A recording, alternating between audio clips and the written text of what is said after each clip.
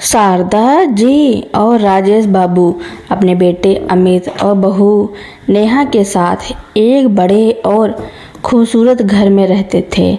उन्होंने अपनी पूरी जिंदगी की कमाई लगाकर यह घर बनाया था, जिसे उन्होंने अमित को उसके जन्मदिन पर उपहार में दे दिया था। उनका मानना था कि बेटे को सब कुछ देने से ही परिवार में सुख और शांति बनी रहेगी। अमित और नेहा भी शुरुआत में उनका बहुत ध्यान रखते थे, पर जैसे जैसे समय बीता उनके व्यवहार में बदलाव आने लगा। एक दिन शारदा जी ने नेहा से कहा, बहू, आज मैं मंदिर से लौटते वक्त कुछ सब्जियां ले आई हूँ, तुम आज खाने में कुछ बना देना। नेहा ने मुंह बनाते हुए कहा, माँ जी, आपको पता है मैं ऑफिस से बहुत थक कर आती हूँ, मेरे पास इतना समय नहीं होता कि मैं दिन भर घर के काम करती रहूँ।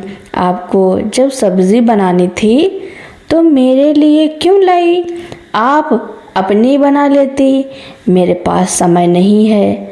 शारदा जी को यह सुनकर बहुत बुरा लगा।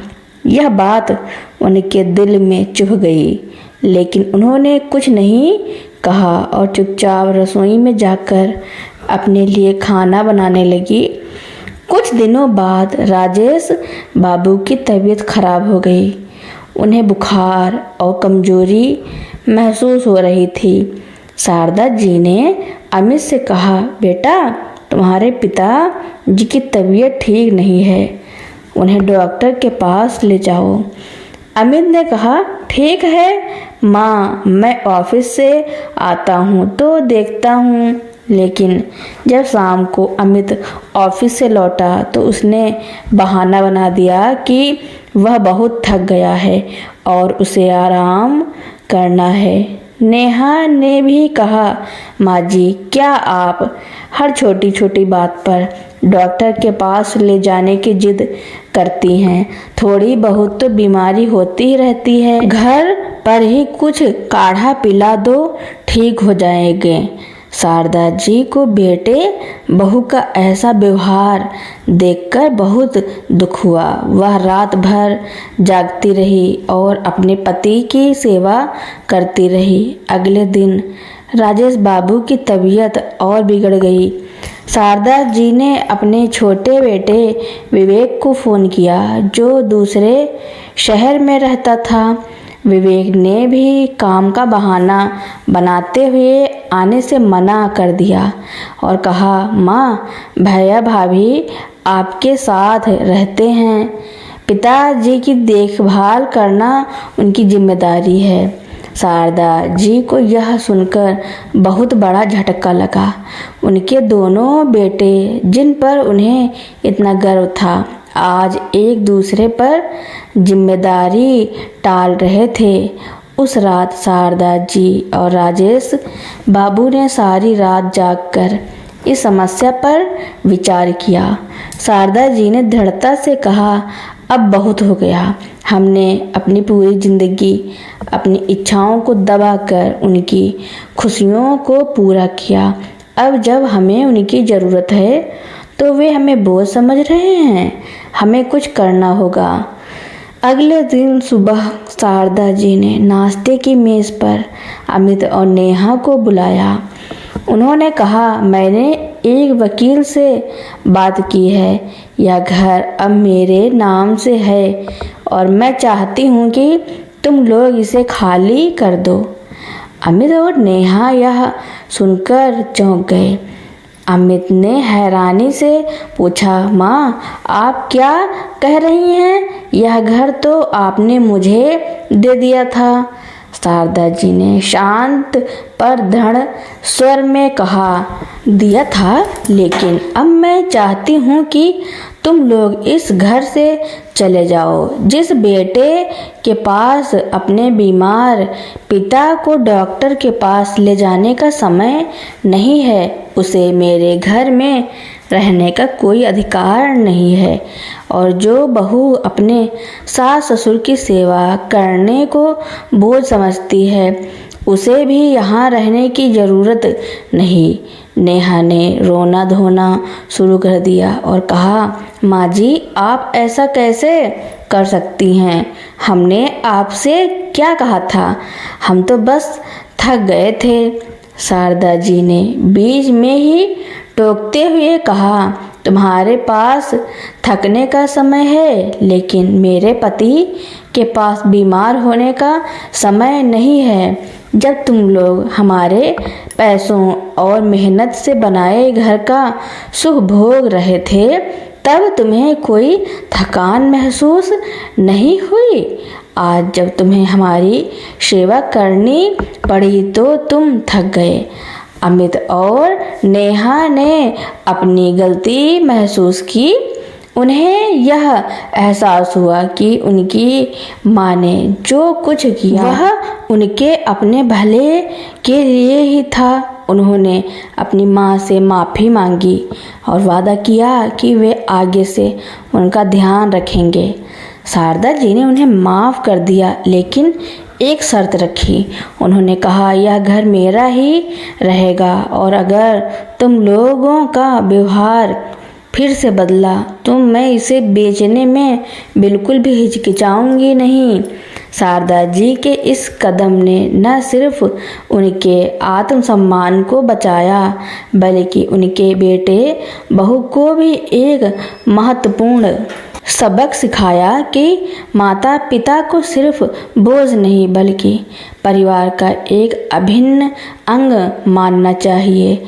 इस घटना के बाद अमित और नेहा का व्यवहार पूरी तरह बदल गया और वे अपने माता पिता की सेवा करने लगे। शारदा जी के कठोर निर्णय ने अमित और नेहा को बदल दिया था। अब वे अपने माता पिता की सेवा पूरे मन से करते थे। घर में शांति और सम्मान का माहौल लौट आया था। राजेश बाबू की तबीयत में भी सुधार हो रहा था और शारदा जी ने अपनी ज़िंदगी में पहली बार शांति महसूस की। एक शाम जब पूरा परिवार डिनर कर रहा था, अमित ने कहा, माँ, आप और पिताजी कितने खुश हैं। यह देखकर मुझे बहुत अच्छा लगता है। आपने हमें जो सबक सिखाया वह हमेशा हमारे साथ रहेगा।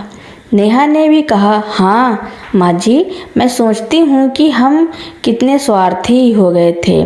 आप लोगों ने हमारे लिए इतना कुछ किया और हमने बदले में आप लोगों को दुख दिया।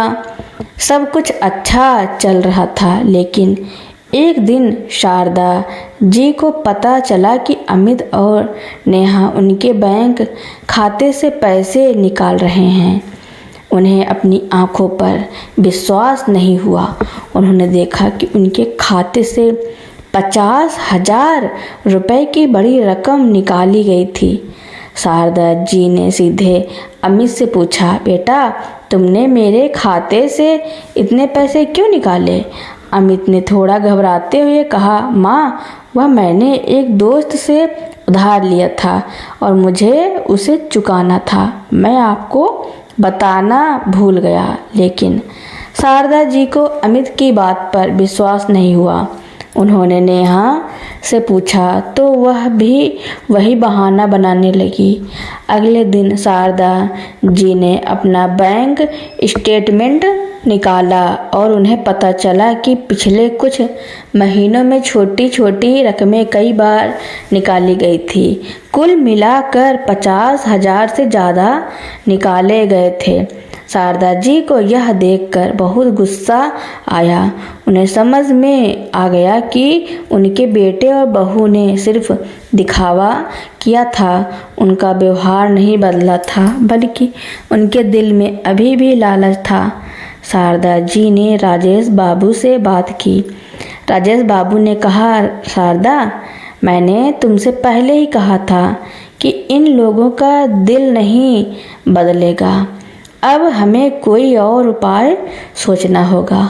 अगले दिन शारदा जी ने सभी को डाइनिंग टेबल पर बुलाया और कहा, अमित, मैं तुम्हें और नेहा को इस घर से निकाल रही हूँ।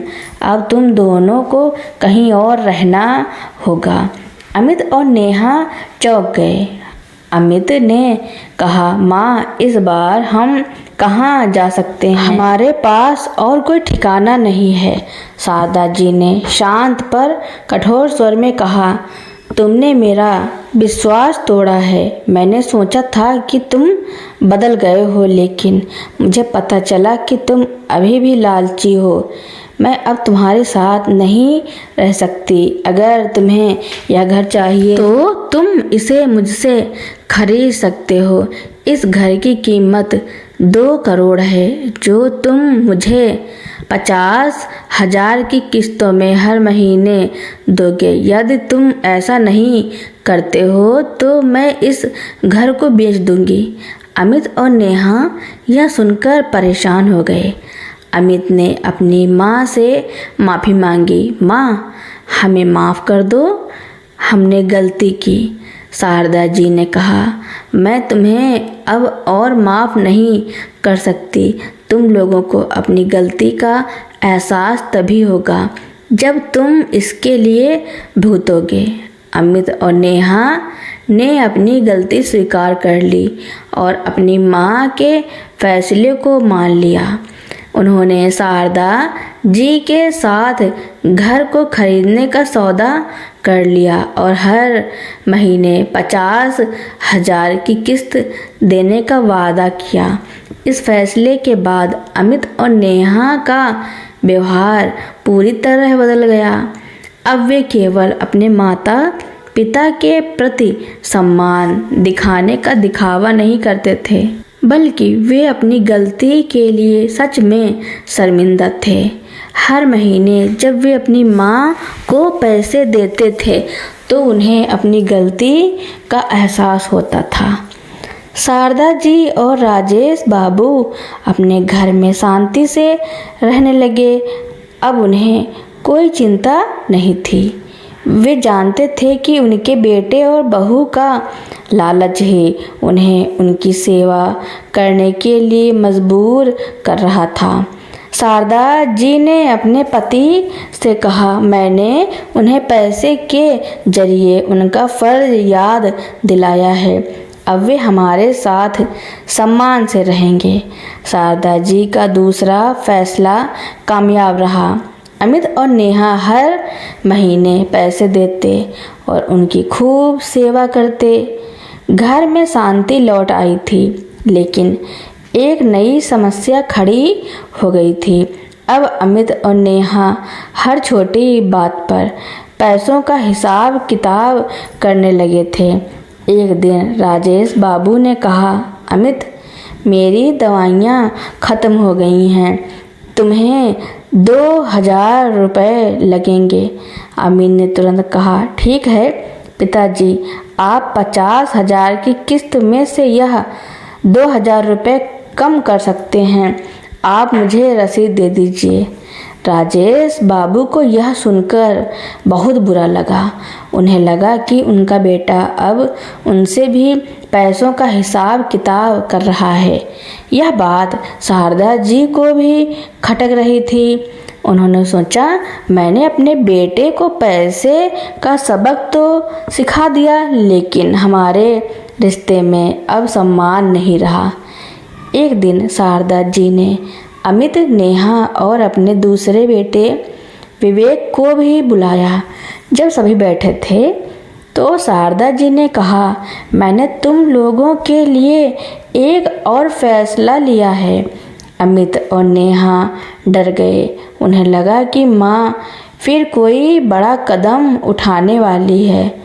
शारदा जी ने कहना शुरू किया, मैं जानती हूँ कि तुम लोग अब हमारी सेवा करते हो, लेकिन अब मुझे यह भी महसूस हो रहा है कि यह सेवा तुम लोग दिल से नहीं बल्कि पैसों के लिए कर रहे हो। मुझे यह पसंद नहीं।